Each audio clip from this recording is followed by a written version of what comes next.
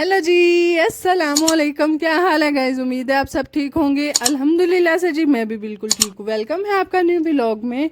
तो जी सुबह सुबह फजर को एक काम मिल चुका था, यानी कि जुलेमा या नहीं, पाकिस्तान जिंदाबाद।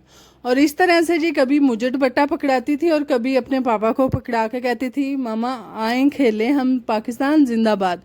तो ये जी हमारा पाकिस्तान जिंदाबाद हो रहा है। मां सदके जाए मेरी धी दुपट्टे नाल भी पाकिस्तान बना लेंदी है। तो खैर यहाँ पर जी काफ़ी देर मस्ती करते हुए मैं क्या लै धीए मैं तो थक गई हाँ, बस हुण मेरी नहीं मामा आपने क्यों गिराया है। तो मैं हुण मैं थक गई हाँ तो गिरांदी ना तो होर की करदी। तो खैर मैं क्या चल हूँ पापा नु फड़ा। तो खैर पापा जी माशाल्लाह बिल वेख के परेशान होए। मैं क्या कोई गल नहीं, हौसला करो, पाकिस्तान इतने इंज ही होना है। तो खैर यहाँ पर जी दुपट्टा पकड़ने के बाद जो है वो फिर से अपना पाकिस्तान जिंदाबाद जो है काफ़ी देर खेलने के बाद, और साथ साथ जी हमारा फिर दूसरा कोना पकड़ के फिर जुलेमाइयाँ बन गई।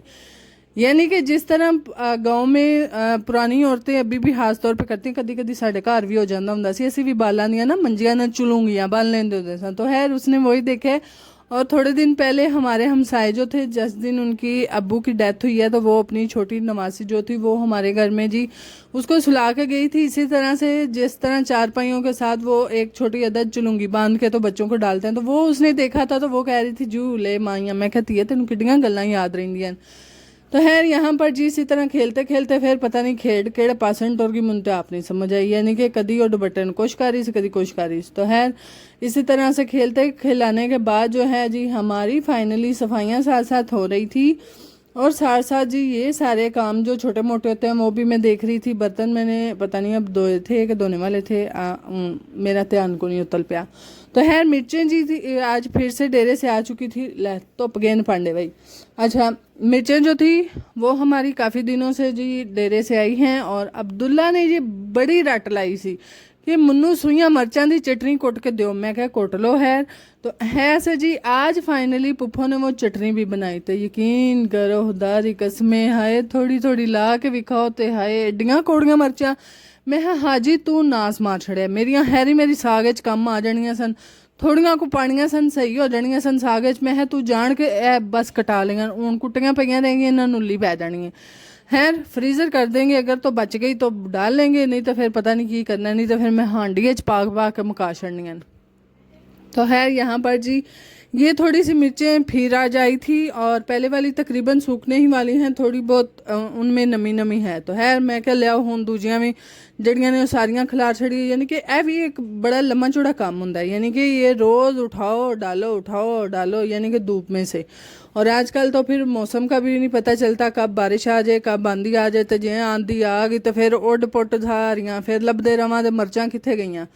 तो खैर यहाँ पर जी ये सारी की सारी मैंने इस तरह अच्छे से फैला दी हैं। एक तो ये शेल्फ बहुत ज़्यादा गर्म हो जाती है धूप की वजह से, और दूसरा डायरेक्ट ऊपर से धूप पड़ती है। सारा दिन हमारे घर में इस शेल्फ के ऊपर धूप रहती है। तो खैर पुराने ज़माने पुराने ज़माने तो नहीं है, 25-26 साल हो गए ने इस साढ़े घर नूं भी। बहरहाल उदों साड़ी नानी अम्मा ते मेरियां मामियां जिन्नियां भी सन ना भांडे धो के मांज के लिशका के आ शेल्फ दे उत्ते टंगदे सन। हैं मैं क्या चलो हुण मेरे हत्थ घर आए है ना, मेरे को एडे सोहने मांजे नहीं जाते जेडे मैं इहदे उत्ते धार ला।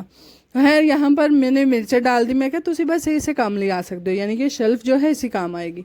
तो है ये कुछ कपड़े हैं जेडे कि मैं कल दे धोते ने ते हाले तक सुकन का ना ही नहीं लै रहे। तो मैं फिर राती लाए ही नहीं, मैं रिस्क ही नहीं लिया। पहला तो मैं झट आसमान नूं ताड़िया ने, मैं क्या तारे निकले ने, मेरा ਇਹਦਾ मतलब है कि बारिश नहीं आनी। तो जे बदल बने होंदा तो फिर मैं डोल सारे ला लेने सन। तो खैर बारिश नहीं आई। मैं क्या पुप्पो तारे निकले ने रहन दें कि ला ला। पुप्पा आखा जे तो तारे निकले तो फिर रहन दे। मैं क्या चलो बचत हो गई, यह भी एक अदद काम मेरा मुक गया। तो खैर सारी रात ये कपड़े इधर ही थे। तो खैर सुबह नमी भी होती है, यानी कि जो सर्दियों में एक छोटी मोटी बूंदाबांदी बरीक सी जिन्हों आख लो धुंद शबनम पई होंदी है। तो खैर इसीलिए मैंने सुबह सुबह नहीं उतारे। आज अच्छे से धूप लग जाएगी तो कपड़े उतारेंगे। अभी सूखने के लिए डाले हुए हैं रात के, तो सूख जाएंगे तो उतार लेंगे। तो खैर चलते हैं जी अंदर। और अंदर जाके कुछ छोटे मोटे काम थे, यानी कि शेल्फ के ऊपर जितनी भी चीज़ें होती हैं वो हमने संभालनी थी। और यहाँ पर जी मेरे काम करते करते फजर को मैंने दूध दिया और फजर मैडम पता नहीं केड़े एक्शन है सुती सी, मैनू आप नहीं पता। खैर इतने फुल माशाल्लाह बॉलीवुड लॉलीवुड पता नहीं की बनी सी, एक मुंडे तो लाख बाजू तो सुती सी। तो खैर यहाँ पर जी इसको डालने के बाद मैंने उठा के उसको अंदर डाला। मैं कह लै ऐसे गुड्डी तू जफे मार मार सोनी है, मैं कह लै इनू भी ना रख लै, तेनू भी सवाल है, चल तेरे नाल वो भी नींदर पूरी कर लेदी। तो खैर फजर सो गई। तो यह भी साड़ी बड़ी वड्डी टेंशन मुक जाती, यकीन करो जो कोई काम करना हो, नहीं तो पिछे पिछे नहीं तो कोई खिलारन ते लगी हो, यह टेंशन इस जेन चलती रही है। यानी कि अगर मावां कोई किचन वड़ के काम करदियां होंदियां ने तो दूजे पासे जेन इस पासे टुर होंदा, लै हुण पता नहीं किहड़े अंदर वड़ गई, दिल च कोई काम ना खराब कर छड़े। तो खैर ये टेंशन मेरी खत्म हो गई। मैं कहा चलो हूँ झट जेड़ा कोई करने ने आराम सुकून ना कर लेंदे। तो खैर ये कुछ अदद कपड़े थे। हाय हाय मैं कहा तू साल है, तू कितने भुड़कदा जाना डब्बा। खैर इसको उठाया जी, इसमें थोड़ा सा आटा था जो कि खराब हो, इसीलिए इस आटे को हम करेंगे डेरे पे शिफ्ट, यानी कि डेरे पे भेज देंगे, ना कि कहीं फेंकने से बेहतर है कि कहीं डेरे पे भेज दें। तो खैर यहाँ पर जी कुछ आबे जमजम का पानी था और कुछ खजूरें मैंने 2 अदद साथ ली और मैंने खाई और आबे जमजम का पानी पिया। मैं क्या चलो लग दे हाथ में भी खा ला, मैं भी थोड़ी को एनर्जी बदा ला, कोई आबे जमजम का पानी पी ला। तो खैर वो पीने के बाद जी यहाँ पर छोटे मोटे काम थे। आ ਜਿਹੜੇ छोटे मोटे होंगे ने यकीन करो सारिਆਂ तो ਵੱਡੇ काम लगते हैं सानू।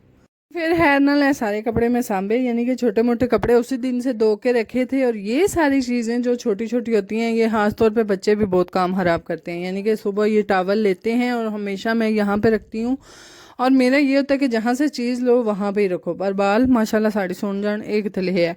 तो खैर ये टावल जी हमेशा मैं ऊपर रखने, मेरा बस ऊपर रखने का काम होता है, बच्चों का नीचे उतारने का होता है। तो खैर वो टावल वगैरह रखा और कुछ कपड़े थे इन सब बहन भाइयों के, वो इनके अलग-अलग जो भी इनकी ये वाली बनी हुई है बास्केट उसमें रखा। और ये फजर की फ़्रॉक उस दिन की धोने वाली पड़ी है तो ला दिन भी। तो है ये जी जो कपड़े धोने वाले थे वो यहाँ पर मैं लैदा करते रख रही थी और कुछ इस तरह के थे जो कि धोने वाले नहीं थे। तो है ये सारे के सारे जो हमारी दूसरे कमरे की चारपाइयाँ होती हैं उनकी चादरें थी जिसमें मेरे कपड़े थे। और ये सारे के सारे मैं यकीन करो जो पान लगो ना उदों कपड़ा लभदा नहीं है, तो उंज मछला वेख्या मुकदा ही नहीं, इन्ने कपड़े हाय समझ नहीं आती करना की है। तो खैर यहाँ पर जी ये सारे के सारे कपड़े जो हैं ये कुछ मेरे हैं, मेरे हस्बैंड के हैं और कुछ इसी तरह से कुछ दुपट्टे हैं। तो ये जी मेरा एक अदद सूट है जो कि है तो लोन का, काफ़ी देर से ला के रखा है और पेंडिंग पे था, आंटी भी नहीं सिलाई कर रही थी तो इसी तरह से पड़ा था। और फाइनली जी मैं ये सूट सवाई लिया। यानी कि तुसी भी आंदे वदे हाय हाय आप एड्डी लम्मी कमीज़ तो मैं जिड्डियां लम्मियां होण मैं ओड्डियां ही सोहणियां लगदियां। यानी कि शॉर्ट्स कमीज़ ना अलाउड, एक तो जिसम भारा होवे तो दूसरा शॉर्ट कमीज़ां पा लो तो बंदा कोझा लगदा है। तो खैर ਇਹ ਤੁਹਾਡੀ ਭੈਣ ਜਿਹੜੀ ਹੈ ਨਾ ਇਹਦੀ ਆਪਣੀ ਹੀ ਕੋਈ ਮੀਨਾਕਾਰੀ ਹੈ, ਤਰੋਂ ਕਿਸਮਾਂ ਦੇ ਦਿੱਤਾ ਮੈਂ ਬਟਨ ਟੰਗਾ ਲਏ ਨੇ, ਮੈਨੂੰ ਆਪ ਨਹੀਂ ਸਮਝ ਆਈ ਹੈ। ਮੈਂ ਫੈਸ਼ਨ ਬਣਾਉਣ ਲੱਗੀ ਸਾਂ ਕਿ ਪਤਾ ਨਹੀਂ ਇਹ ਦਾਲ ਚੌਰ ਲਾਏ ਗਏ ਨੇ, ਪਤਾ ਨਹੀਂ ਹੁਣ ਸੋਹਣੇ ਲੱਗ ਰਹੇ ਨੇ ਨਹੀਂ ਲੱਗ ਰਹੇ, ਤੁਸੀਂ ਕਮੈਂਟ ਜ਼ਰੂਰ ਦੱਸਿਆ ਜੇ। ਤੇ ਖੈਰ ਕਮੀਜ਼ ਦੀ ਲੈਂਥ ਉਂਝ ਬੜੀ ਸੀ ਤੇ ਮੈਂ ਮਾਸ਼ਾਅੱਲਾ ਥੱਲੇ ਲੈਸ ਹੋਰ ਲਵਾ ਲਈ। तो खैर ये जी मैंने कहा कि इसको अच्छे से धो के तो रखूँगी। और अभी शलवार जो थी वो थोड़ा उसमें इशू था, यानी कि वो आंटी ने सही सिलाई नहीं थी की। तो मैं क्या आंटी जी ए लवो हाँ ज़रा सही करके दो, तो क्या कम फड़िया सीधी सादी लाते हो सीन टल्ला ला तो हैर सला, मैं क्या ज़रा सही करके दो, सोनी वाली सी के दो तो फिर रखा दी मैं पूरा साल उन रख के ख़राब कर ला। तो खैर वो जी मैंने बेच दी है। तो साथ साथ कमीज़ जो थी वो धोने वाली थी, एक दफ़ा लेस वगैरह जो भी मैंने दुकान से ली थी तब ही गंदी थी तो इसीलिए धो के रखेंगे। और ये जी कुछ अदद कपड़े थे जो कि मंगवाए थे सिस्टर के लिए अम्मी लोगों ने, तो वो जी आर्डर आ चुका था, यानी कि पार्सल मेरा आ चुका था और काफ़ी मुनासिब प्राइस में और काफ़ी अच्छी क्वालिटी में। खैर ये एक अदद सूट था जो कि देखने में वहाँ तो मुझे बड़ा प्यारा लग रहा था, दुपट्टा तो खैर प्यारा ही है, बहरहाल कमीज़ का कलर बहुत लाइट सा मुझे लग रहा था। तो मैं क्या जो अस भांडे धोने तो फिर शलफ के नाल अगों टेढ़े लगना ना तो माशाल्लाह फिर जो दाग पेंदे ने हाय हाय, मैं क्या नहीं नहीं ए रिस्क नहीं लेना मैं। तो खैर यहाँ पर एक अदद ये वाला जो ड्रेस था ये मेरा था। तो खैर इसी तरह से माशाल्लाह से सारे के सारे जो बड़ी पुप्पो आई थी उनको भी पसंद आए थे। और एक जो है वो पुप्पो ने बोला था कि मेरा भी मंगवा दो, यानी कि अपनी बहू के लिए पुप्पो ने मंगवाया है। तो मैं कह रही थी चले मैं आज ऑर्डर कर देती हूँ सुबह तक, नहीं तो परसों तक आ ही जाएगा। तो खैर ये सारे ड्रेसेस जो थे वो मंगवाए हैं और अब पुप्पो ने जाना है अपने मायके यानी कि मेरे मायके, तो खैर वो ले जाएंगी। तो इसी तरह से ये सारे कपड़े जो हैं वो हम मंगवाते हैं। और मैनू तुसां भैन भरावां बड़ा पूछना है कि कित्थों मंगवाए जे किन्ने दा मंगवाए। यकीन करो 3000 तो उत्ते तो सूट कोई भी नहीं, कोई भी 3000 तो उत्ते तो नहीं। 3 पीस सूट है, साथ में दुपट्टा है और साथ में जी 3 मीटर की कमीज़ होती है और 2.5 मीटर की शलवार होती है। अच्छा मुनासब मैं हूँ एड्डी लम्मी चौड़ी हट्टी कट्टी जनानी है तो मेरे बन जाते हैं तो तुहाडे भी तो बनन दे ही ना। तो खैर जी ये सारी जो है चीज़ें हैं जो कि हम वहाँ से मंगवाते हैं। तो मैं जिन्हों कह लो कि वो पता नहीं की कह लो, बहरहाल मैं बहुत ज़्यादा महंगा कपड़ा नहीं जी पहनती, क्योंकि मैं कहती हूँ बेवकूफ़ी होती है बंदे की जो बहुत बहुत बड़े महंगे कपड़े पहनते हैं। यकीन जानो खास तौर ते आ लोन लैन वाले मेरियां भैणां 1 साल नहीं मार के कटदी लोन, दूजे साल नूं पार्टी हुंदी है, यानी कि फट जाते हैं कपड़े। तो इसीलिए मुनासब लो तो आराम सुकून ना ले लो। तो खैर आज मेरी पुप्पो का एक अदद गोडा जो कि पुप्पो चढ़ाती है अपने घुटने को। तो साथ साथ जी पुप्पो उम्रे से आई थी, काफ़ी कपड़े धोने वाले थे तो पुप्पो कह रही थी मैं धोती जाती हूँ तुम सूखने डालती जाओ। तो मैं क्या लियाओ इहदे नाल चंगा काम केड़ा लियाओ, मैं बस पानी ने पाते जाने स्पिनर कर करके। तो खैर यहाँ पर सारे कपड़े जो थे वो मैं साथ साथ स्पिनर करके डालती जा रही थी और साथ साथ जी बनानी थी सब्जी। तो सब्जी भी अज पालक बनानी सी, तो पालक केड़ा सौखी बन जाती है, हाय चिड़मिन चिड़मिन चिड़मिन समझ नहीं आती। खैर हमारे घर में पालक तो बहुत कम बनती है, यानी कि मेरे हस्बैंड को ही नहीं पसंद है। जो उन्होंने नहीं पसंद तो फिर बने दी कितों, जब बन जाए तो फिर उदन साढ़े मूड ही नहीं सीधा होंदा तो फिर असीं बनाते ही बहुत घट आ। तो खैर इसीलिए जी अभी पालक बनानी थी। तो मेरी माशाल्लाह धी नूं आ गया सी बाबा जानी दा फोन, तो मेरी धी दा फोन हत्थ च होवे ना तो फिर इंज असीं प्राइम मिनिस्टर लगे हैं सारे। तो हाय हाय फिर दिवाली तो कोई सुननी नहीं ना होंदी कि कोई मैनू बुला रहा मैं उहदी भी सुन ला, गरीब दी और तत्ता भी मैनू कोई बुलांदा पिया मैं बोल ही छड़ा अगू ना जी है कित्थे लिखे। फिर ऐसियां गल्लां बातां हो रही होंदियां ने बाबा जानी नाल जिहड़ियां समझ नहीं आउंदियां हुंदियां सानू।